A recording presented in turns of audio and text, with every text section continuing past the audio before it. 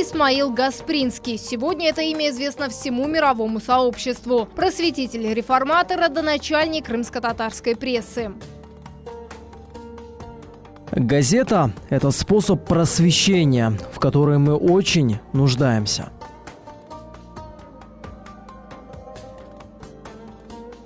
Началось все с газеты «Тырджиман» в 1883 году. Издавалась сразу на 2 языках, и долгое время она была единственным тюркоязычным изданием в России.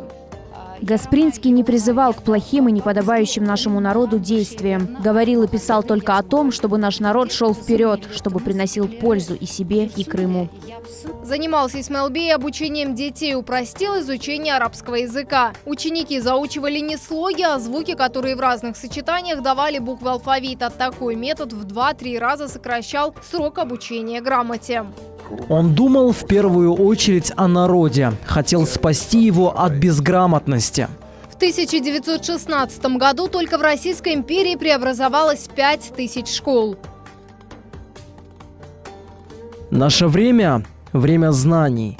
Мир – это поле битвы знаний, без которых жить в этом мире невозможно.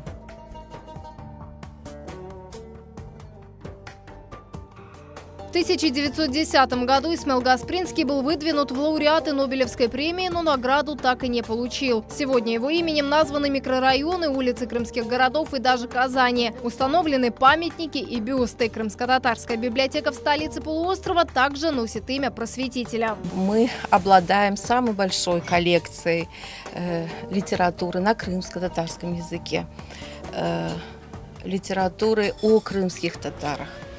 И, конечно, с гордостью всегда отмечаем, что и сегодня вся литература, которая была издана до Великой Отечественной войны, нам была передана.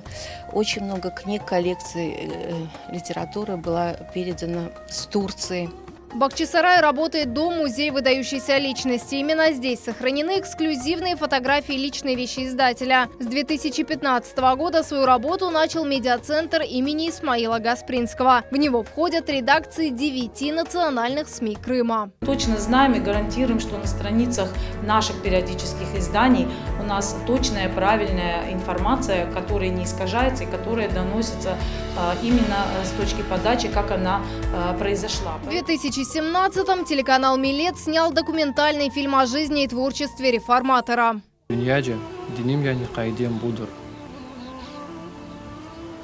том же году на полуострове впервые в мире была учреждена медаль за поддержку традиционных конфессий, межконфессиональных и межнациональных согласий имени Исмаила Гаспринского. Первым ее принял Фивзи Якубов и процитировал великого просветителя. Я не пожертвовал бы ни одной капли чернил для этих заметок, если бы одну минуту сомневался в блестящем будущем моего Отечества России и живущего в нем мусульманства. На международном уровне проходят различные конкурсы и научно-практические конференции. На темы его издания и идеи пишутся научные работы. Актуальность идеи Исмаила Гаспринского сегодня очень высока в условиях современных. И я считаю, что молодое поколение должно об этом узнавать. И очень приятно, что много людей, которые интересуются, собираются вместе и делятся очень важными сведениями жизни и творчества Исмаилбея. Сегодня только в Крыму его журналистскую деятельность продолжают государственный телеканал «Милет», радиостанция «Ватан», «Седасы» и еще десятки печатных изданий на крымско-татарском языке. Фатиме Сейдаметова, телеканал «Милет».